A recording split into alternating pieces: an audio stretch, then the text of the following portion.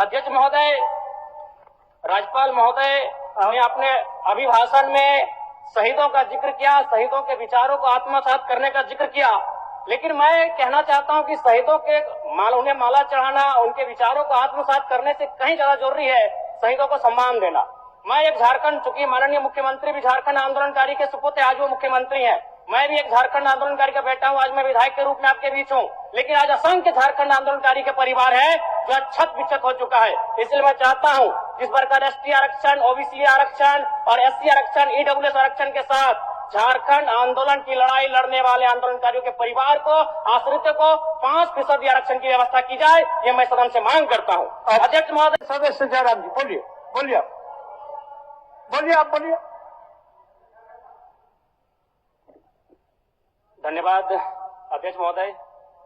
मैं माननीय राज्यपाल महामहिम के अभिभाषण की सराहना करने के साथ साथ अभिभाषण के विपक्ष में कुछ बातें रखना चाहता हूं। माननीय राज्यपाल के अभिभाषण क्रम संख्या 6 में केंद्र सरकार से 1,36,000 करोड़ वापस लाने की बात कही है और सही भी है, और हर एक राज्य को उसका बाकी पैसा मिलना चाहिए, उनका हक मिलना चाहिए। लेकिन अध्यक्ष महोदय, मैं आपके माध्यम से सरकार से पूछना चाहता हूं कि राज्य के सभी बैंकों ने मिलकर 2019 से 2024 तक 5,55,018 करोड़ रुपए दूसरे राज्यों को भुगतान करने का कार्य किया है। बैंक में जो पैसा डिपॉजिट होता है वो दूसरे स्टेट को जाता है, और अगर अभी देखा जाए तो झारखंड का सीडी रेशियो मात्र 36% है, जबकि आप तुलनात्मक अध्ययन करें तो आंध्र प्रदेश का सीडी रेशियो 110 के आसपास होता है, तमिलनाडु का सीडी रेशियो 115 के आसपास होता है। और सबसे महत्वपूर्ण बात कि बैंकर समिति के अध्यक्ष माननीय मुख्यमंत्री होते हैं। अगर इस पैसे को हम लोग बचा के अपने राज्य में ले आते हैं तो लोन के माध्यम से यहाँ के युवा, यहाँ के महिलाओं को अगर निर्गत कराते हैं तो बहुत बड़ी समस्याओं का निदान होगा। इसलिए मैं चाहता हूं कि सत्ता का ध्यान इस ओर आकृष्ट हो।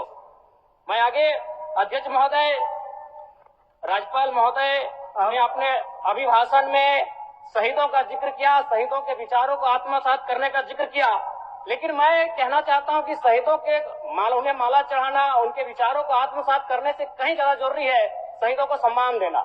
मैं एक झारखंड, चूंकि माननीय मुख्यमंत्री भी झारखंड आंदोलनकारी के सुपुत्र, आज वो मुख्यमंत्री हैं, मैं भी एक झारखंड आंदोलनकारी का बेटा हूं, आज मैं विधायक के रूप में आपके बीच हूं, लेकिन आज असंख्य झारखंड आंदोलनकारी के परिवार है जो आज छत विक्षत हो चुका है। इसलिए मैं चाहता हूं जिस प्रकार एसटी आरक्षण, ओबीसी आरक्षण और एससी आरक्षण, ईडब्ल्यूएस आरक्षण के साथ झारखंड आंदोलन की लड़ाई लड़ने वाले आंदोलनकारियों के परिवार को, आश्रितों को 5% आरक्षण की व्यवस्था की जाए, ये मैं सदन से मांग करता हूं। अध्यक्ष महोदय, थोड़ा सा और समय लूंगा। अब हो गया जयराम, जब सरकार का उत्तर होना है अब सरकार, फिर बाद में फिर सेकंड पारी में मौका मिलेगा। मान्यवर 30 सेकंड, मान्यवर 30 सेकंड। चलिए बोल लीजिए।